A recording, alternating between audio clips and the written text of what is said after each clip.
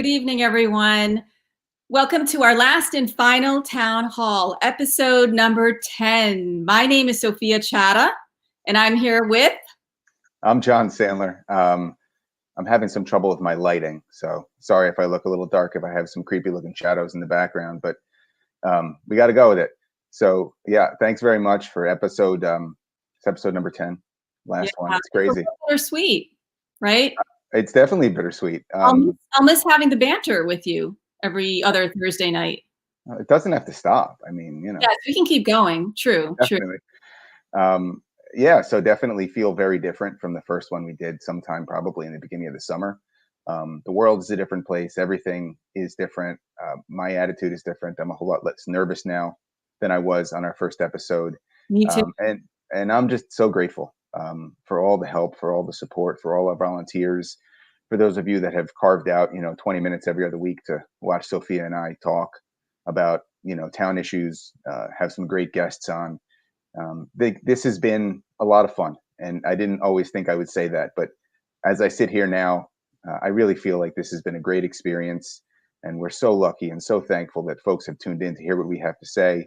Hopefully we have a few more little nuggets tonight that we can talk about, and then it's all about next Tuesday.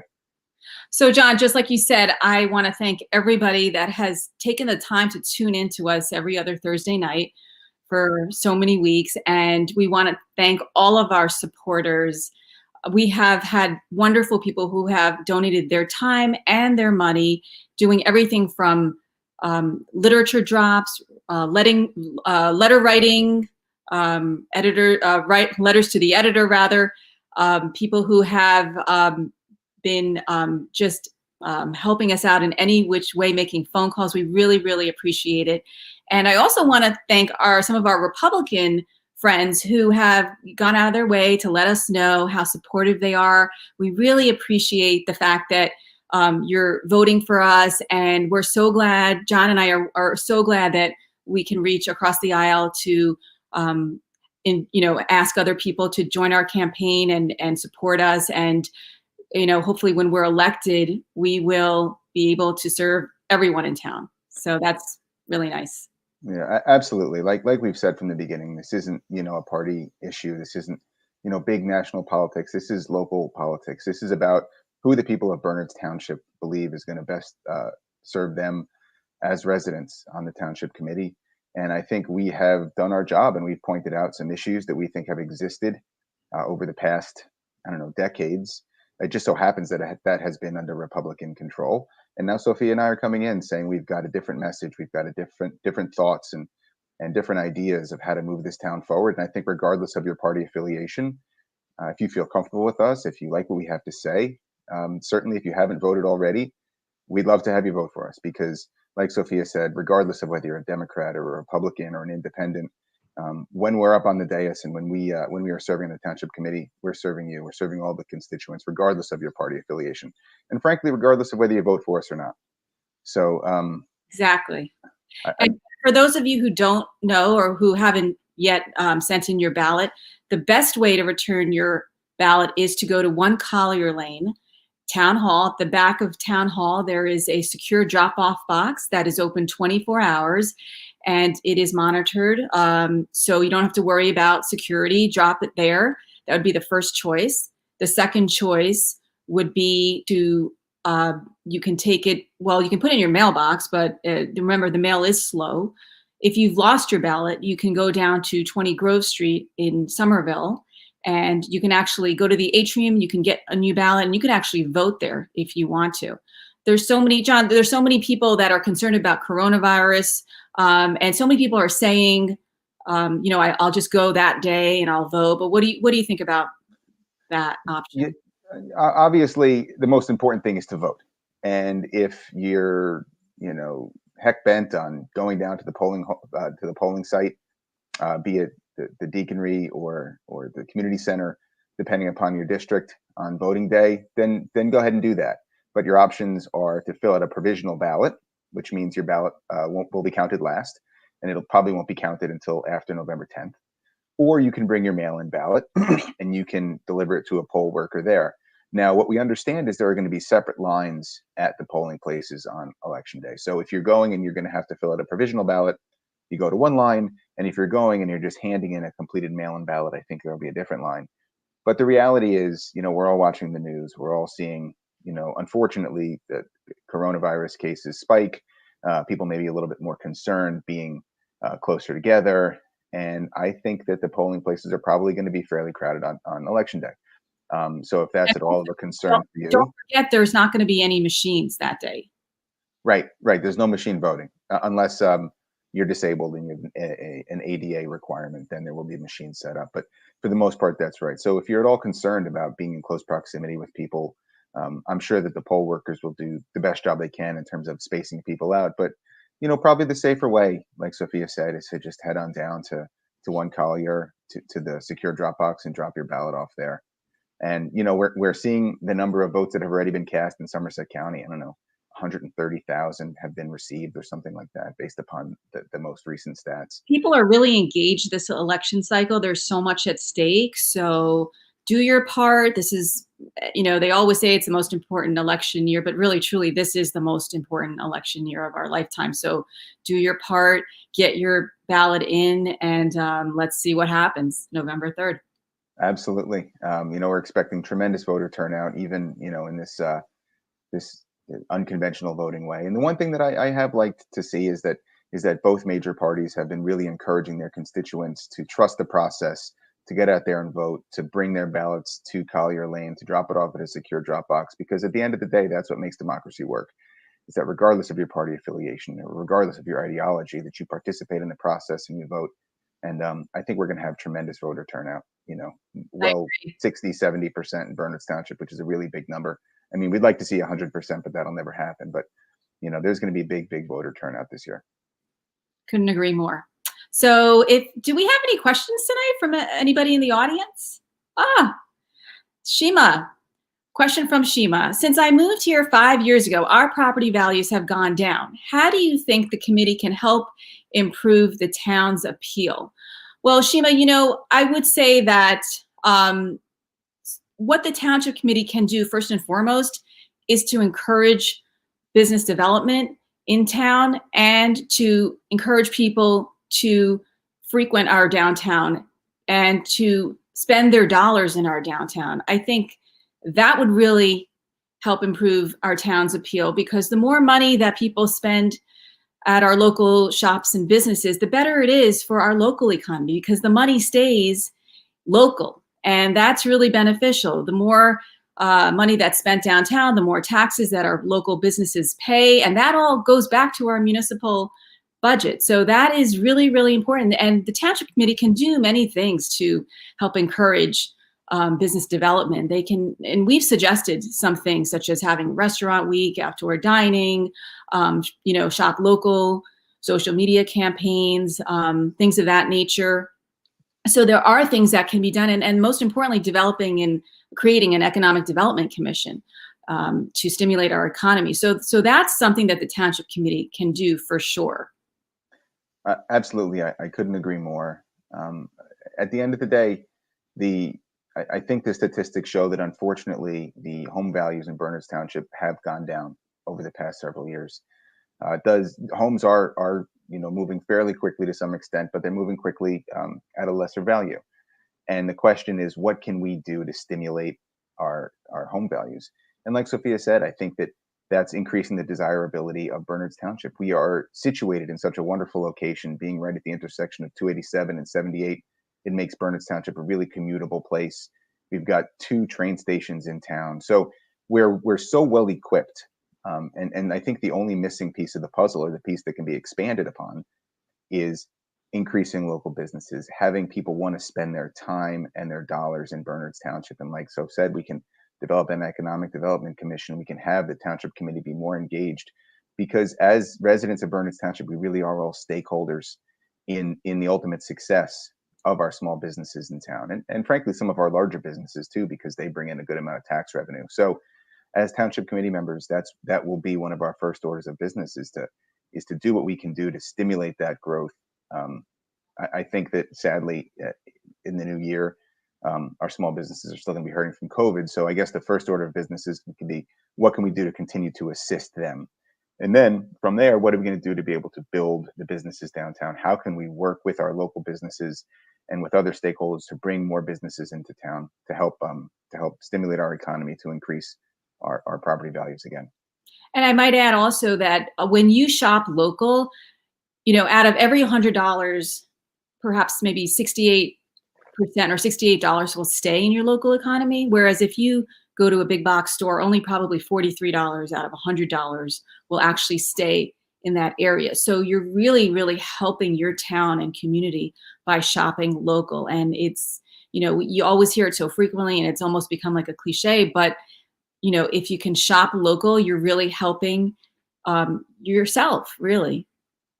And that was one of the things I had the most fun with during this campaign cycle, was our Shop Local Challenge, our 30-day. Yeah, You that know, was a lot of fun. it was fun, dragging my kids around to different shops and restaurants. It was an excuse to go to Frozen Falls and Ava's and get ice cream and Paratis and get sandwiches. And It you know was really great. and you know what? It was a good idea because last year we were able to canvas. This year, unfortunately, we weren't able to canvas. So this is really like the next best thing, just to get out and meet people. And I know that our local businesses were so appreciative when they were highlighted, and they did get more business from having the spotlight on them. So that was really a great thing, and I was so happy to be able to do that with you. For sure. And one of the things that, okay, we have another question from Steve, and then I'll come back to my other point. Steve Glickman says, if you vote in person or are dropping a ballot off at the polling place, please wear a mask. Also, please remember not to wear anything promoting any candidate, no hats, shirts, etc., or political party. So I believe Steve is going to be serving as a poll worker at one of our two voting places in town. And that's a great point, Steve. Please wear a mask. Please do what you can to keep everybody safe. It's the Yeah. least we can do. We can do our part, and you're putting our poll workers at risk. If not only are you, putting our other residents at risk who are going to the polling places as well, but the poll workers also who are there for 12 hours depending upon their shift. So please do your part and wear a mask. And like Steve said, no electioneering, no wearing any uh, clothing endorsing either political party. It's really important to have everyone feel comfortable, to the extent they go down to the polling places, comfortable and safe. Couldn't agree more. And also, don't forget to bring your ID if you're going to the polling station. Shima, do you think this is due to SALT tax eliminations at all? I agree that the town needs to be more appealing with new small business growth. The deduction, the reduction in the home values. Yeah, that's part of it, because with the removal of the the elimination of the SALT deduction, you cannot write off all this money on your taxes anymore. So a lot of people have been affected by that. So that's part of the puzzle, but that's not all of the puzzle.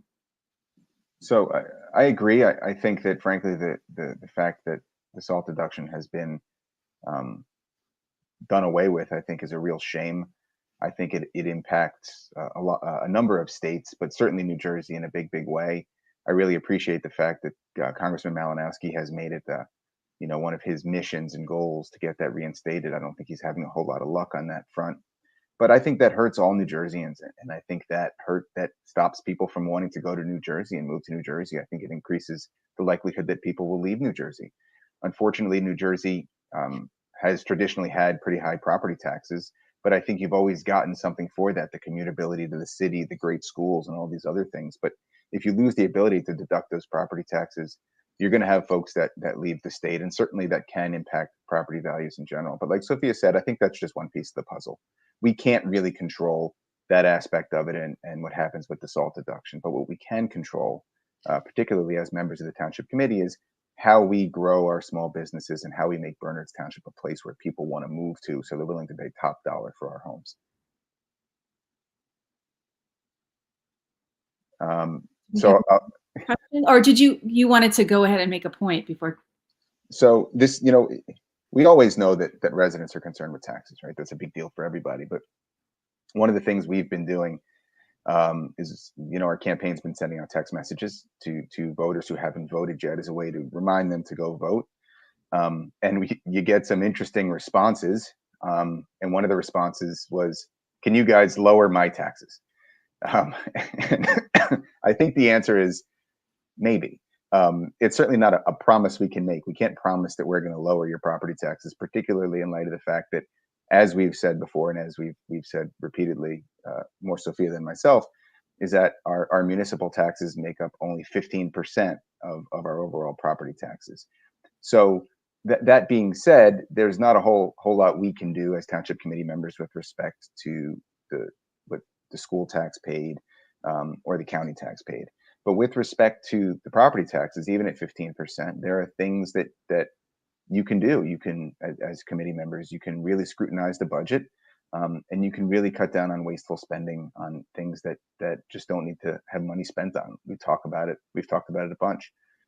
Litigation, PR consultants, engineering studies that sort of seem a little excessive, maybe unnecessary. Medical benefits for part-time employees, things like that.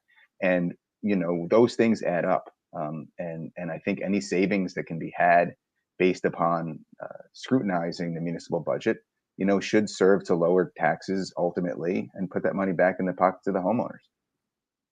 Couldn't agree more, John. That's exactly right. Just trying to cut off whatever unnecessary expenditures there are, trying to trim the fat, looking at the budget a little bit more closely and seeing if we can get more competitive pricing for certain things. And again, stimulating our economy. We always need money coming into our local economy to, broaden the tax base so that the burden doesn't fall so squarely on the shoulders of the homeowner. So all of those things combined, we will do our best if we're elected to do whatever we can to rein in the high level of taxes. But again, remember, 65% of our taxes are going to the schools. So that's a big chunk of it.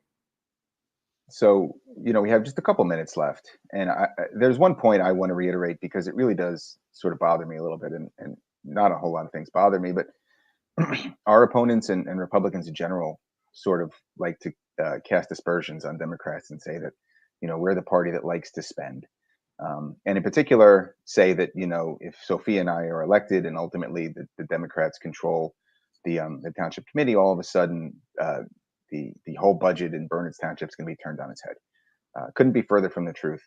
Again, for the most part, the budget is drafted by the employees, department heads, township administrators, with some direction from the township committee for sure.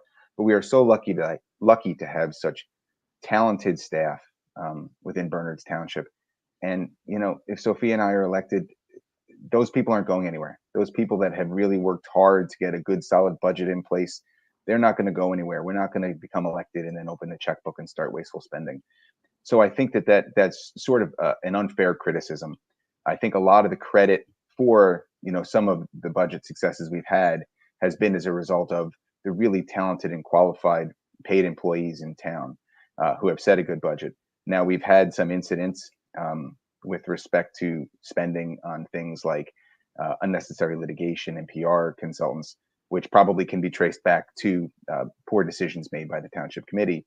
But in terms of setting the budget themselves, setting the budget itself, so to speak, that's done, generally speaking, by really talented paid staff that's going to continue to be employed, as far as I'm concerned, and continue to do the great work that they've done for a long time. We have a question from Judy, apparently.